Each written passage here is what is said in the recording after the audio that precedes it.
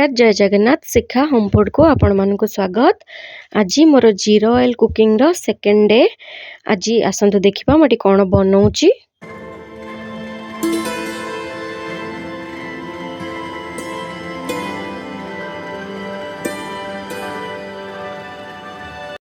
एठी मु गैस रे गोटे कड़ाई बसई देइथिली। कड़ाई टिके गरम हेलाठू मु एथरे पानी दउची। पानी दे सारे एबे कोबी को एमती छोट छोट करी काटिकी रखी। बे कोबी की ताथरे देकी कोबी की सिझे दबा। मुठी स्वाद अनुसार लूण दे देउची कोबी पई। एबे ताको टिके भल्लारे मिक्स करिकी गोटे घोड़नी घोड़े दबा। मुठी घोड़नी काढ़ी की देखुची। देखंतु एठी हमर केतिकी सिझिलानी। हमर कोबी अल्प सिझी मोर आउ टिके सिझिबा दरकार। सेथि पई मुठी आउ टिके घोड़नी घोड़े की ताको आउ टिके सिझिबा को छाडिली। एबे मु घोड़नी काढ़ी की देखुची। देखंतु एठी हमर कोबी पूरा सिझी गलानी। मु एबे कोबी को काढ़ी दउची। मुठी गैस रे कड़ाई बसई की कड़ाई को टिके गरम करी नेची। तापरे एठी जीरा को देकी मु एमती हल्का भाजी दउची। मुठी पियाज को पूरा पेस्ट करी की नेची। से पियाज पेस्ट को देकी एमती भल्लरे ताको कसिबा। पियाज रो गोटे स्मेल थाए। से स्मेल गला पर्यंत आमे को कसिबा। मुठी स्वाद अनुसार लूण दे देली। एबे पियाज को सेमती कसुथिबा। पियाज भल्लरे सिझिबा पई मु एथरे पानी दउची। पानी न देले पियाजटा तळु लागी जिवो आ सिझिबनी।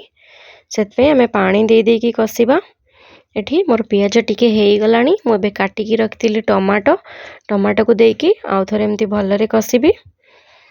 एबे अदा छेचा को दे दबा। देखी ताको एमती भल्लरे खरिकारे गोळेई गोळेई कसिबा। एबे टमाटो पियाज और अदा आउ टिके सिझिया पई मु ताथरे पानी देकी ता ऊपर गोटे घोड़नी घोड़े की ताको किछ समय सिझिबा को छाडी देबी। एठी देखंतु मु घोड़नी एबे काढ़ी की देखुची।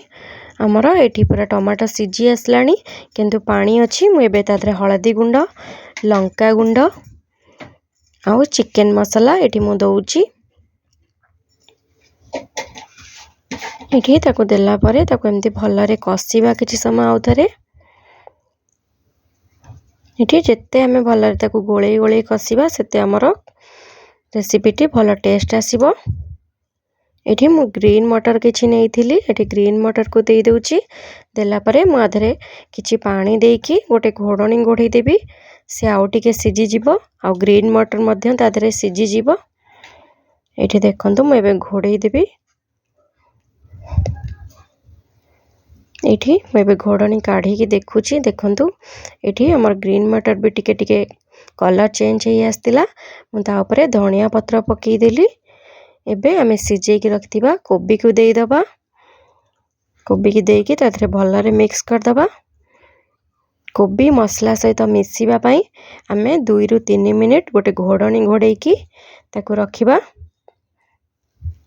एठी देखंतु एबे घोड़नी काढिली। करला परे ताको आउ थरे एमती भल्लरे मिक्स कर दबा। ताते जो टिके टिके पानी अछि सेटा आपण चाहिले रखि परिबे। आपण को जदी झोल दरकार मते झोल दरकार नै मु सेते पे पानी रखुनी। हमर एबे रेडी हे गला। मु ता ऊपर गरम मसला अल्प किछि पक्की देकी मु एबे प्लेट को काढी दउची। आपण माने एई रेसिपी को घरे निश्चिंत ट्राई करंतु। यार टेस्ट किपरि आसला कमेंट रे जणांतु। वीडियोटी पसंद आसले मो चैनल को लाइक करंतु शेयर करंतु सब्सक्राइब करंतु। Thank you.